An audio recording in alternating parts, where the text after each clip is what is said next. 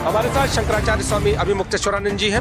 स्वामी जी, जिस तरह से यहाँ पर शाम को हंगामा करने वाले कुछ लोग पहुंच गए, हुआ क्या था और आपकी ओर से क्या हो रहा? तो यहाँ बैठे ही हैं, लोग आ रहे हैं, बहुत सारे लोग यहाँ पर उपस्थित थे। प्रेस के लोगों से हम लोग चर्चा कर रहे थे। उसी समय हमने देखा कि 3-4 लड़के आए, उनके हाथ में लाल झंडा था जिसमें डंडा लगा हुआ था। उन्होंने उनको पकड़ा हुआ था और हमारे सामने खड़े हो गए।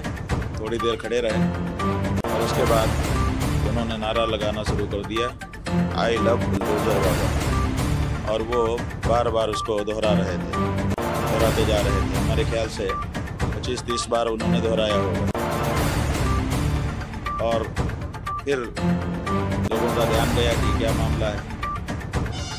पहले लोगों ने सोचा ये कुछ कहना चाहते होंगे, लेकिन फिर जब वो लोग बार बार इसी बात को दोहराते रहे तो फिर लोगों ने उनको कहा कि आप इधर हो करके कहिए। फिर वो लोग तो लड़ने भिड़ने लगे, लेकिन जनता यहाँ काफ़ी थी। जनता ने धीरे धीरे करके उनको दूर कर दिया। दूर जा करके भी वो लोग अपना नारा लगाते रहे, कुछ देर तक रहे, उसके बाद फिर वो चले गए। हम लोगों की तरफ से पुलिस को सूचना हमारे कार्यालय ने कर दी थी। इतनी जानकारी हमको दी थी, बाकी तो हमको पता नहीं। कोई लोग पहचान में आए, वो किसकी ओर से आए थे, कौन थे, उद्देश्य क्या था, यहाँ पर पहुंचाए क्या था? उनका उद्देश्य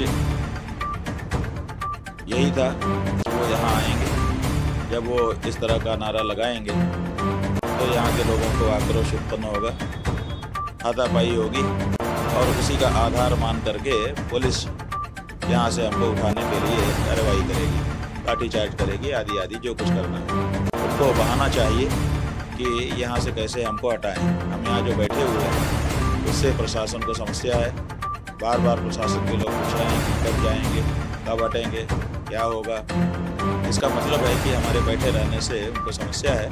हमको हटाने के लिए वो कोई ना कोई बहाना खोज रहे हैं। हम समझते हैं पुलिस वालों की ओर से ही प्लांट किए गए वो लोग थे और आकर के यहाँ माहौल ख़राब करना चाहते थे और उनको अवसर देना चाहते हैं ताकि वो बल का प्रयोग करके हम लोगों को यहाँ से हटा सकें। स्वामी जी, पहले भी यहाँ पर शिविर जैसे आप आशंका जता रहे थे, इसलिए सीसीटीवी कैमरे बढ़ाए गए, लगाए गए।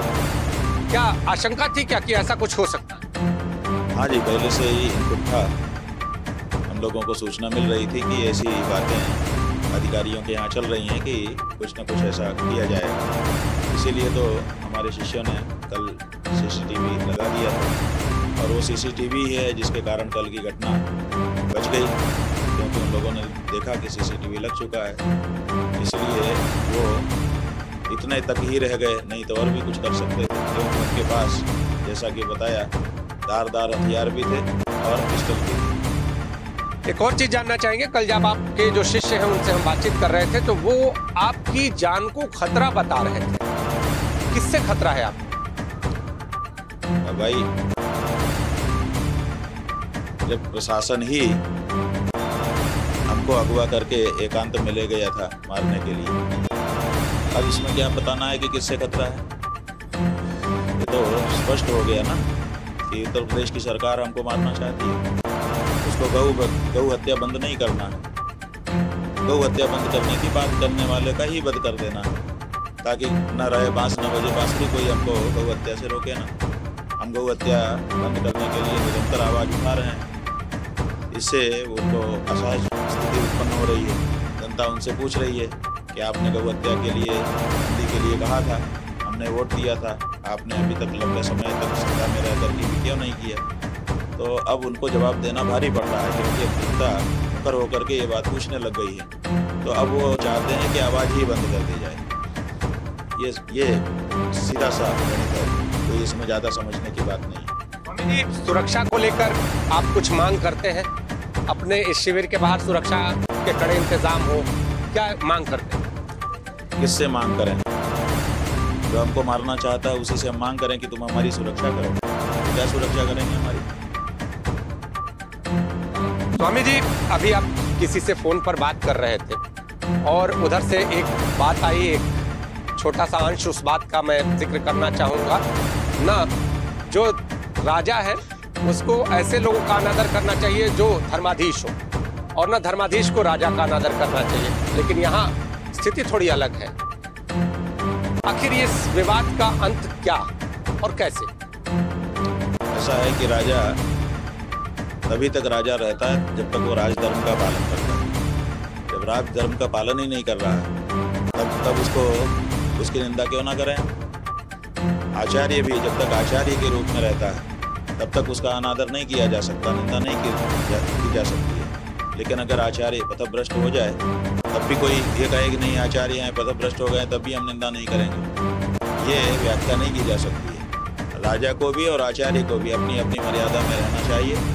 जब मर्यादा में रहेंगे तो परस्पर निंदा नहीं करनी चाहिए। ऐसा आदि शंकराचार्य जी ने मठान्याय महानुशासन में हम लोगों को उपदेश किया है। लेकिन जो राजा आतताई हो जाए, जो राजा अविवेकी हो जाए, जो राजा तानाशाह हो जाए, उसके लिए भी हम कुछ ना बोलें।